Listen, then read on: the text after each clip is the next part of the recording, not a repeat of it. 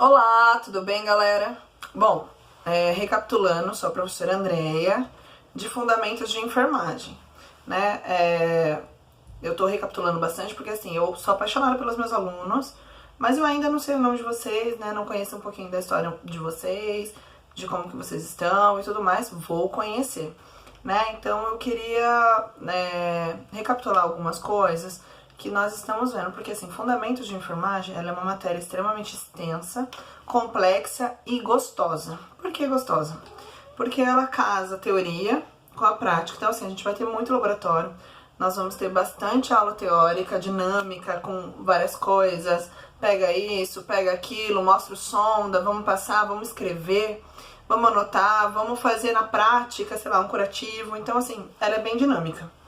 E como nós não estamos tendo esse contato direto, eu fico extremamente à disposição de vocês, né? Algumas pessoas da turma 7 já mandaram mensagem pra mim, né? Algo privado, né? Do setor, tipo, como que eu faço? Escrito mesmo, manuscrito não tem problema.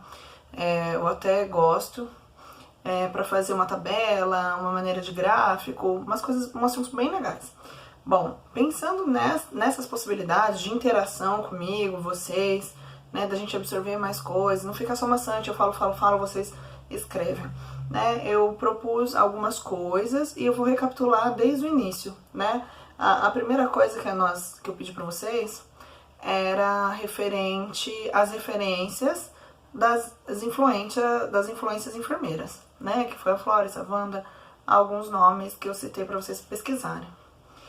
Outra, se eu não me engano, foi NR32, né, que é a segurança, a norma que regulamenta o profissional, independente se for de saúde ou não, mas que tenha contato ou que necessite de segurança para não ter risco de contaminação biológica, que é por secreção, por sangue, por fluido, ou por uma agulha cair na ponta do seu pé, entendeu? Então, como que tem que ser seu calçado, como que você tem que estar tudo mais. E agora, né, a gente estava falando sobre a parte da hospitalização, quais as funções de um hospital, os fundamentos, quais os setores, aonde precisa estar, tipo assim, o pronto-socorro ele tem que estar centralizado, e o outro, né, a UTI, por quê? Porque pode chegar para o pronto-socorro e ir para a UTI, ou pode ser que ele chega no pronto-socorro, vai para o centro cirúrgico. Então, isso aqui tem que estar extremamente estreito e muito perto um do outro. Não, ele saiu do centro cirúrgico, ele vai pra UTI. Melhorou da UTI, vai pra ala. Não, ele piorou na ala, vai pra UTI. Saiu ou chegou do PS, vai pra cá, vai pra cá. Então são caminhos que é legal que a gente vê essa dimensão e essa expansão gigante que tem a estrutura hospitalar, que a gente só vê paciente, a gente só entende quando não é profissional da saúde que o hospital ele serve para medicar, curar e tchau, ou cirúrgico, né? Não, ele serve para uma gama gigante que nós já estávamos vendo. Bom, pensando nessas possibilidades, eu vou disponibilizar para vocês no arquivo, né, no slide, tem algumas imagens, né? Mas eu vou começar com essa daqui.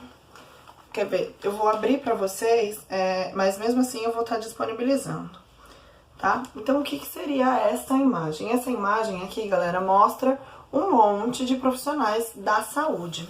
O que isso eu quis dizer, né, em colocar uma equipe multi? Por quê? Porque a gente falou do hospital.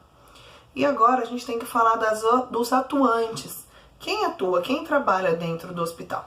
Né? Os profissionais de saúde. Não é só enfermeiros, técnicos, auxiliares e médicos. Existe físio, existe fono, nutrição, auxiliar da cozinha, auxiliar de limpeza, gestão geral, administrativo, financeiro, existe tesouraria, TI, porque tudo, né, o prontuário é tudo eletrônico. Então uma dica também, quem não tem facilidade com internet, tem medo, vai treinando na digitação, vai fazendo esses trabalhinhos. Eu não cobrei ainda NR32, né, não falei ainda NR32, não, desculpa, BNT, mas vai se familiarizando, porque existe uma coisa chamada prontuário eletrônico. E hoje em dia tudo é sistema, né? A gente não fica mais escrevendo. Claro que tem algumas coisas que a gente vai escrever, mas a maioria é só eletrônico, tá? Então é uma maneira da gente começar a se acostumar.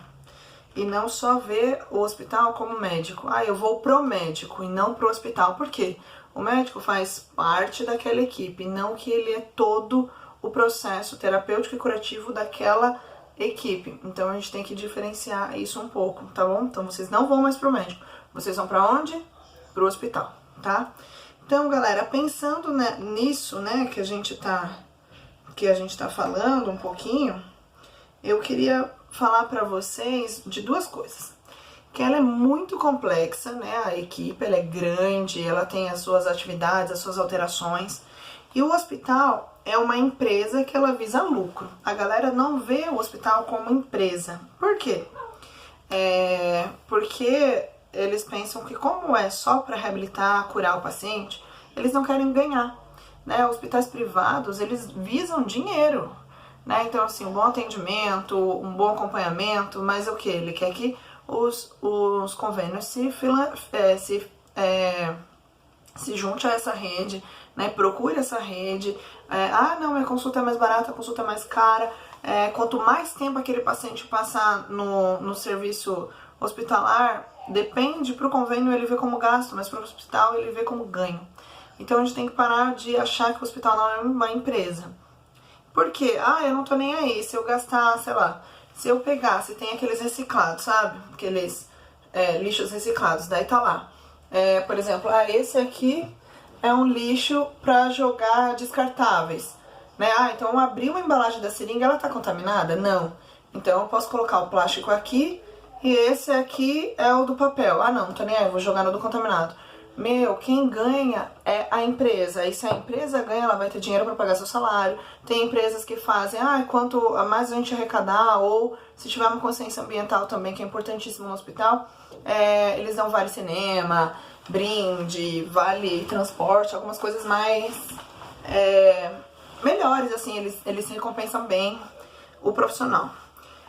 Bom, a gente pensando nessas possibilidades de hospital de lucro, hospital como equipe multidisciplinar, não só como atendimento ao cuidado, mas com uma gama enorme de pesquisa, de reabilitação, de nascer e morrer, né, em todas essas esferas, acompanhar esse paciente, a gente se deparou com isso aqui. Isso aqui, galera, é uma mulher, né, que tá assim, com os olhos totalmente cheios de água, né, tá chorando, tá toda borrada, mas um sorrisinho falso na cara. O que eu quero dizer isso? A gente admite os pacientes. Como que a gente admite os pacientes? A gente tá falando ainda do serviço hospitalar, então eu tô falando de admissão hospitalar. Esse sorrisinho é que, assim, pode ser que ela tá assim, ó, tá tudo bem, nananã. Mas assim, a mulher não tá bem, ela tá com dor, ela tá com medo, ela vai, sei lá, retirar a mama dela, né? Ela tá lá porque ela tá com CA, que é um câncer, e ela vai retirar a mama dela. Então, assim, ela não tá confortável, ela tá com medo de perder o marido, a esposa dela, sei lá. E assim, ele não vai me amar mais, ela não vai me amar mais, eu não me vejo mais como mulher, né? Não tenho mais a mama, falta um pedaço de mim. Então, como que a gente vai fazer a abordagem desses pacientes? Né? Como que a gente admite esses pacientes? Então, é bem legal da gente entender por quê. Isso que a gente tá falando, né, que a gente tá conversando, é a hora de admissão. O que chama para admitir o paciente? Anamnese, histórico de enfermagem ou coleta de dados, tá bom? O que é isso, professora? Bom, nós temos que visar o paciente holisticamente. Vocês vão acostumando-se com esses termos, porque assim, fundamentos de enfermagem é muito. Eu cobro muito mesmo. Questões da gente começar a acostumar. Não tô cobrando assim, você tem que saber. Não. Você tem que se acostumar, se familiarizar pra daí sim você falar, tipo, eu tô com edema, um exemplo. Automaticamente eu sei que é um inchaço. Eu tô, como você falei, eu tô com dor de cabeça. Por quê? A gente vai acostumar a falar tanto que vai ficar natural. Então, holisticamente, é olhar o paciente da cabeça aos pés, céfalo-caudal, que a gente olha. Então, o que é sistematizar ele? Colocar no sistema, nome, data de nascimento, nome da mãe. Clinicamente, ter uma visão clínica. O paciente, por exemplo, você olhou ele, o tronco dele é menor, a perna é desse tamanho, é muito maior, os membros inferiores em proporção ao tronco. Então ele não tem simetria, né? Ele tem, sei lá, uma coluna menor do que a proporção do tronco dele, ele é uma pessoa compacta, ele tem nanismo, ele é muito obeso, não, ele é muito magro. Então, visando a clínica, olhando para o paciente, a gente já tem bastante coisa. Realizar a ausculta técnica, não é que eu vou pegar um estetoscópio, que é aquele que a gente coloca, que vocês vão se familiarizar pra gente verificar a pressão, e escutar o paciente. Não é isso que eu quero dizer. A ausculta técnica é deixar ele falar, tentar entender, ouvir sem julgamento e ainda direcionar ele. Né? Então a gente vai coletar histórico familiar. Ele é casado, ele não é, ele tem qual escolaridade, quais situações que ele vive, qual religião é a dele, porque isso interfere pra gente receber um paciente desse dentro de um hospital. Porque o paciente pode ser testemunha de Jeová, por exemplo. Ele vai fazer uma cirurgia grande, aberta e precisaria infundir sangue. Mas ele não quer, religiosamente, ele não aceita. Independente se você goste ou não. Existe uma coisa chamada ética profissional. E nós não ofertaríamos.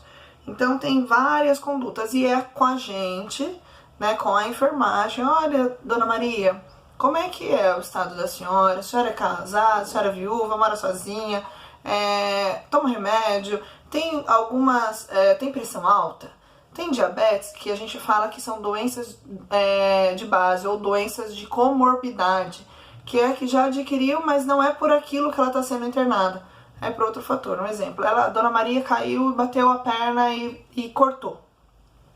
E ela vai precisar fazer uma cirurgia, cortou demais e a fraturou, sei lá, o fêmur. Mas ela é hipertensa, diabética, tabagista, né? Ela fuma sempre, cronicamente. Então ela não tá internando por essas doenças. Ela tá internando pela fratura aberta, tá bom? Continuando, galerinha. Nós temos essa coleta de dados, essa absorção, e a gente vai admitir o paciente. Quais portas esse paciente pode ser admitido dentro do hospital?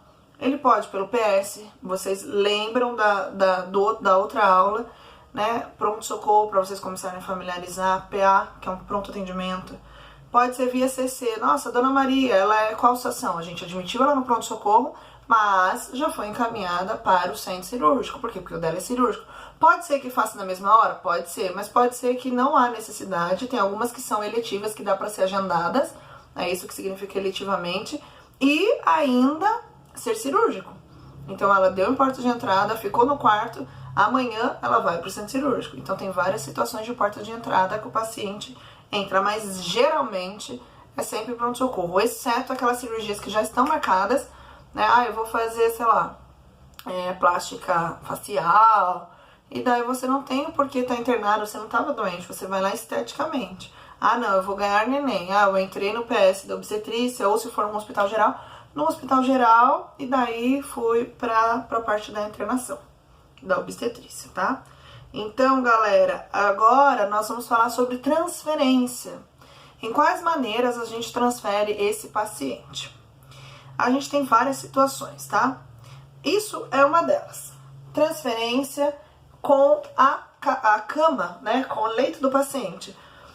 O paciente, sei lá, ele tem algum prognóstico, ele não consegue andar, te ajudar, ele é bem dependente. E o que a gente tem que fazer? A gente já viu que na admissão, por exemplo, se o paciente tem algum exame, qual é o histórico familiar, cultural, social dele, o que a gente pede, a gente vai, né, vai relatar, vai cobrar, encaminhar, direcionar esse paciente ao centro cirúrgico, à clínica médica, ao setor que ele for ficar, né, a gente vai dar suporte para ele, aferir sinais vitais. Feito isso, a gente admitiu o paciente. Daí, pode ser que precise transferir ala para outra ala. O que é isso? Ele estava no centro cirúrgico e agora ele vai para o quarto, ele vai para a clínica cirúrgica. Então, feito isso, né, nós estamos locomovendo o paciente. Então, a gente está realizando uma transferência. Essa transferência, ela pode ser de leito, a gente andando, acredito que todo mundo aí já viu uma maca, né, uma maca ambulante andando, né, alguém levando, ou com o maqueiro, ou com a enfermagem levando esse paciente para outro lugar. Podemos chegar de várias maneiras, de helicóptero, deixa eu abrir aqui, nossa professora, vai chegar de helicóptero. Sim, tem alguns convênios ou alguns ricães, né, alguém que tem grana, que eles pagam transporte aéreo de saúde, né? Nós temos também ambulância, que é o mais usuado, né? Geralmente vem com isso. Pode ser uma transferência de cadeiras de roda, a gente vai locomover ele de um setor para o outro. e a pessoa, a gente vai levando por cadeirinha de roda. Ah, não, ele tá na clínica médica, mas ele vai fazer um exame lá na frente. A gente vai, leva esse paciente e retorna, né? A transferência também, ela não precisa necessariamente ser de uma ala para outra, de um quarto para o outro, mas de um hospital para outro. Exemplo, aqui em Cosmópolis, nós temos um hospital geral, mas alguns casos, algumas situações críticas, ela é encaminhada para alguma referência que a gente tem parcerias. Então, o que acontece isso? Eu posso transferir esse paciente, sei lá, ele estava fazendo uma carne em casa e cortou o dedo, arrancou o dedo fora. Muito aguda, assim.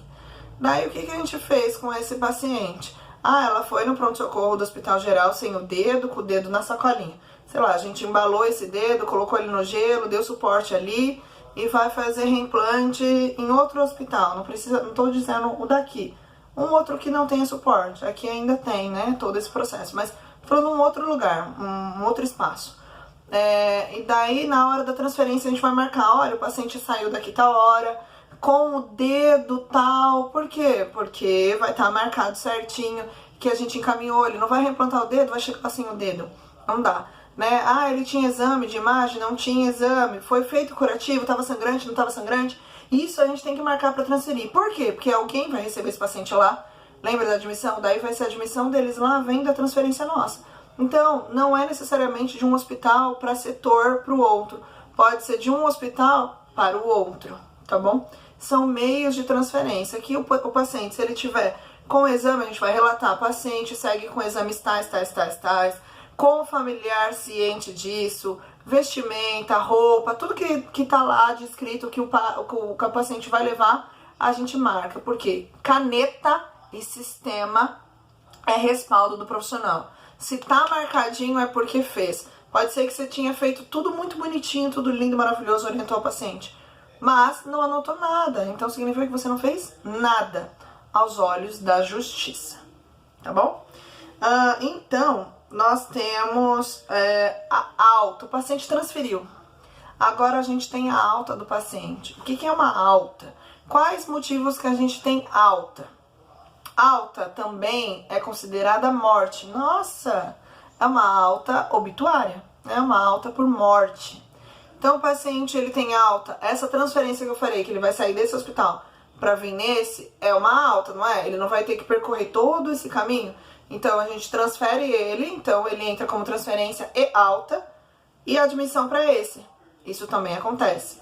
Alta, a gente pode pedir para o paciente, por exemplo, eu estou passando uma sonda, vocês logo mais vão estar em estágio comigo, né, de fundamento de enfermagem, e a gente está sondando o paciente, vocês estão me ajudando a sondar um paciente para fazer xixi, né, um homem.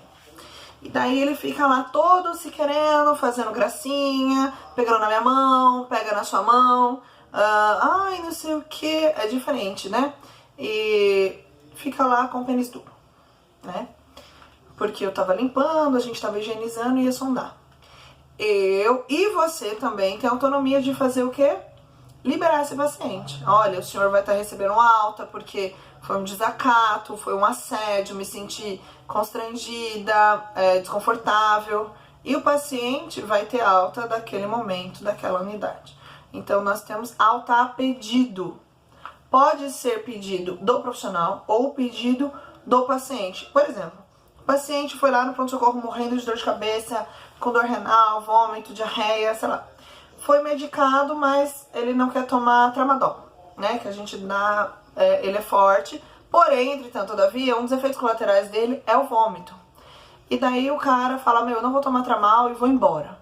Daí a gente fala, então o senhor assina aqui que tá ciente disso, disso e disso. Por quê? Porque se ele morrer ali na esquina, ele que se liberou. Não foi a gente que foi omisso de socorro ou que não ajudou. Isso acontece. Lembra que eu falei da caneta? Caneta é amigo nosso.